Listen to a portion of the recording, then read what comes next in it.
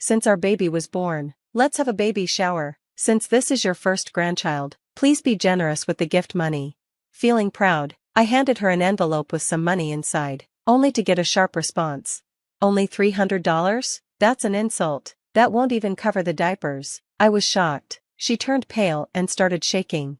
My name is Olivia. I'm 57 years old, and I work in an office. My husband, John, owns an auto repair shop, which he runs with our son-in-law, Mason. Mason married our oldest daughter, Ava. They specialize in fixing luxury cars, and their business is doing very well because there's a high demand for repairs and inspections from luxury car dealerships. Mason often says, "You're really good at business. I need to learn from you and work harder." Mason and Ava have been married for 5 years. Before that, Mason worked in an office job but loved cars. He got his mechanic certification and started working with John. Although we don't live with Ava and Mason, since Ava started working as a secretary at her husband's shop, we see them almost every day. Their house is close to ours, so I often visit, and the 4 of us spend time together. Mason is friendly and easy to talk to, and anyone would think he's our real son. We do have a biological son, but we rarely see him since he moved away for work. William, our son, is 2 years younger than Ava. He never showed interest in his father's shop. After finishing college, he got a regular office job. When he was younger, he used to say he wanted to take over the shop one day, but as he got older, he changed his mind. He said, "There's no way to make a living working at a repair shop these days. I don't want to be covered in grease either." John never really planned for William to take over the business, but when William said he didn't want to take over, John felt sad. He had hired several employees and was thinking about the future. When Mason joined the business, John felt relieved. He knew the business would be in good hands. Ava was surprised when Mason became John's apprentice, but she was happy too. I knew Mason loved cars, but I never expected him to take over the business. Since William never planned to, I guess it's okay. John's business is doing well, and that's why Ava often asks me if William is planning to take over the shop someday. Ava has reason to be concerned. William's wife, Emma, has a very blunt personality. William and Emma got married 2 years ago, and even the first time they came to our house, Emma made a strong impression. When she arrived with William, the first thing she said was, "This is a very blue-collar home, isn't it? Is this what self-employed people's homes are like?" My husband and I were so shocked by Emma's comment that we couldn't respond. Ava, who was also there, got really angry and immediately said, "Who do you think you are? What are you saying to your fiancé's parents?" But Emma stood her ground and replied, "I'm just expressing my true feelings. Please stop picking on me before we're even married." I tried to calm things down because it looked like the 2 women were about to argue, and I wanted to continue with the introduction to the marriage, but then William said, "Just because we're getting married doesn't mean we'll live here or depend on you." It seemed like William wasn't happy about Mason helping with his father's business and getting along so well with us. Ever since Ava and Mason married, William seemed to want to distance himself from us even more. Mason wasn't there that day out of consideration, but William made a sarcastic comment. "Ava's husband isn't here today, huh? I thought it would be embarrassing if he showed up all greasy and dirty like he usually does. I'm relieved he's not here." Even though William had said he wouldn't take over my husband's shop, I thought he might not be happy that Mason, who isn't a blood relative, would become the successor. Hearing William's words made me angry, and I snapped back. "Are you jealous of Mason? You were the one who said you wouldn't take over your father's shop." I raised my voice, but my usually calm husband stepped in and said, "Don't get so angry, everyone. Since William's fiancée is here to introduce herself, let's try to get along. This is supposed to be a happy occasion." I tried to calm down and keep quiet, but then Emma said, "I don't mind. I have no intention of getting along with you anyway." She spoke to us in a way that made it sound like she was looking down on us. Ava and I, who had just started to calm down because of my husband's words, got angry again. We gave Emma a stern look, but she seemed amused. "You common people are so quick to get angry," she said with a smile. "As someone from an upper-class family, I've never been angry before." She proudly boasted about being from an upper-class family. According to William, Emma's father is the director of a large company, which probably explains why she called us common folk. The thought of her becoming our daughter-in-law didn't sit well with us. Even my husband seemed to think that, given the situation, a pleasant greeting for the marriage was impossible, so he suggested to William and the others, "How about we wrap this up for today? This was just a meet and greet anyway." The 2 of them quickly left, After they were gone, Ava was still upset. What was with that woman? She fumed. She was boasting about being the daughter of an upper-class family. Just because her father is a company director, she can't get too full of herself. Even my husband, who had been trying to calm us down, seemed shocked and said, "William really has a tough person to marry. I'm worried about what's to come." He then told us about how Emma had been difficult during the wedding preparations the day before. Emma had come to our house and said, "Please make sure to wash yourselves and your hair clean since you work at a mechanic shop, future father-in-law, and make sure to wear a dress that won't embarrass you, future sister-in-law. You do realize you're an ugly sister-in-law, right? So at least make sure your appearance is decent." She said this in a rude tone. I was about to yell back at her in anger, but my husband responded calmly. "Understood. We'll make sure not to cause any trouble." Emma seemed surprised by this. She probably expected us to get angry, but she didn't know how to react to my husband's polite response and left looking dissatisfied. At the wedding the next day, Emma made more rude comments in front of our family. She said, "It's embarrassing for everyone to know your relatives, so please behave. And this area smells oily, it's all because of you." Mason, who was meeting Emma for the first time, looked surprised and said, "I'd heard rumors, but she's worse than I expected." Mason usually has long, unkempt hair and a beard, but that day he had cut his hair and wore a suit. Emma had no complaints about his appearance, but I secretly wished he had come in his usual work clothes, with his long hair and beard, just to see how Emma would react. After the wedding, we didn't hear from William at all. I said, "I wonder if William is doing okay." My husband replied, "No news probably means he's fine." I was worried too, but if we contact him, his wife might get angry. Let's wait for them to contact us.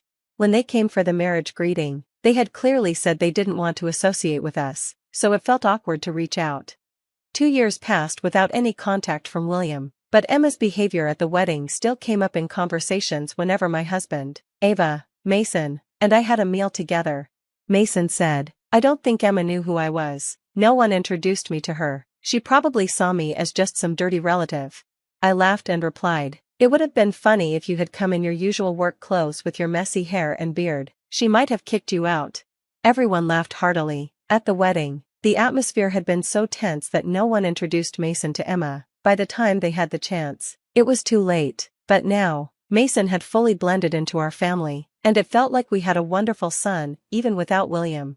Then, one day, a heavy snowfall caused cars to get stuck everywhere. My husband's shop was busy with customers asking for help to tow their cars. My husband and Mason had gone out to help a foreign car dealer, but when they came back, they both looked down. Ava, worried, asked Mason what was wrong, but he just said, "No, it's nothing." He acted like nothing had happened, so I didn't think much of it. A few days later, William and Emma suddenly showed up at our house. Emma was holding a baby in her arms. When I saw the baby, I couldn't help but smile. Ava, who was visiting, smiled too and said, "Emma, you had a baby."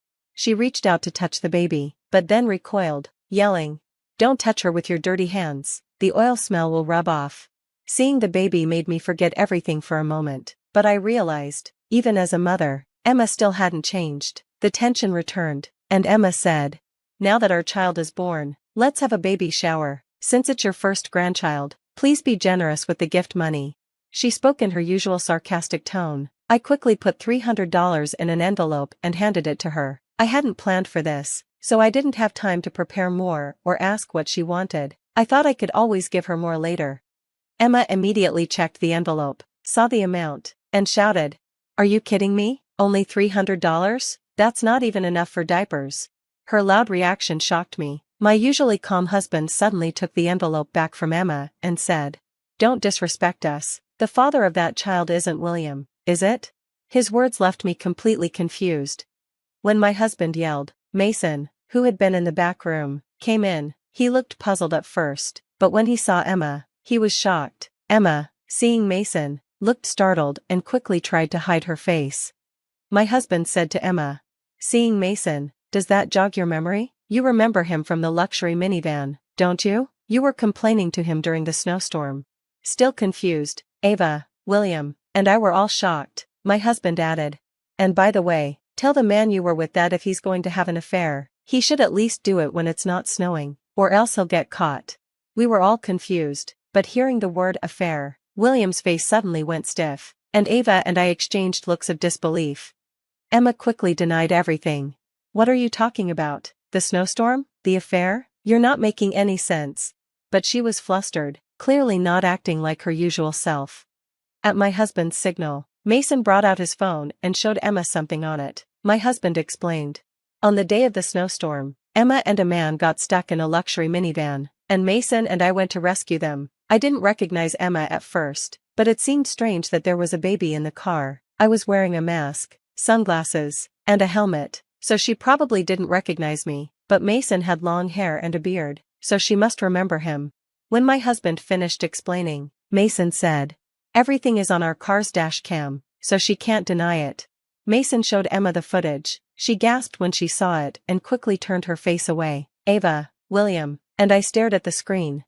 On the video, Emma and a man we didn't recognize were complaining to Mason, saying, "We have a baby on board, moving already, you slacker." On the screen, Emma was yelling while my husband and Mason were putting chains on the expensive minivan. Emma and the unknown man were whispering to each other. My husband, looking angry, said, "The dash cam doesn't record sound, but I heard everything. William is such a fool for believing the child is his."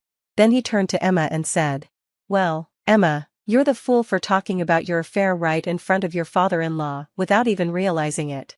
As my husband spoke, Ava asked, "What are you saying? Is all of this true? Tell me." William suddenly yelled. Emma stammered and said, "Of course, it's a lie," but her pale face said otherwise. Mason added, "Didn't you say you divorced William at the right time? I clearly heard you. You also said you'd make sure to get child support, and you sounded happy about it." Emma's face turned even more anxious. She began shaking as she held the baby, and the baby started crying. Emma quickly pointed at us, saying, "Look what you did. The baby's crying because you're all mean to me." Then, she said, "Enough is enough, I'm going home today," and stormed out, leaving William behind. William's face turned red with anger, but once Emma left, he calmed down a bit. He looked at his father and asked, "Is what you said earlier true?" His father nodded silently. Mason explained further. "Emma's lover is the president of a company that works with our shop. I heard from some dealers that Emma went with him when he came to buy a car. Apparently, they bought the minivan because they were having a baby." William buried his face in his hands, and then crouched down, overwhelmed. Later, a DNA test confirmed the child was not William's. William immediately filed for divorce. Emma, on the other hand, later said, "Marrying a commoner like him was my mistake." Emma yelled defiantly, but the DNA test results showed that the child's father was not the president, another man was the father. This caused even more confusion. It turned out that Emma had cheated with another man, and the child was his, though this man was married.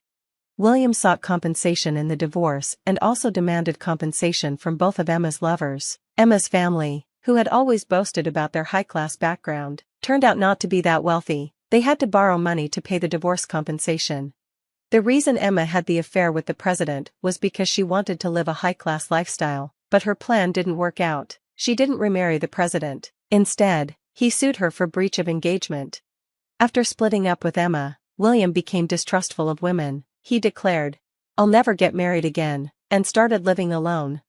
For my husband and me, our first grandchild turned out to be a fantasy. However, we soon found out that Ava was expecting a baby, and we were thrilled. Mason jokingly said to my husband, "Rest assured, the baby is definitely mine." When the baby arrives, we plan to live together with Ava and Mason. It looks like our life is going to be lively and full of joy.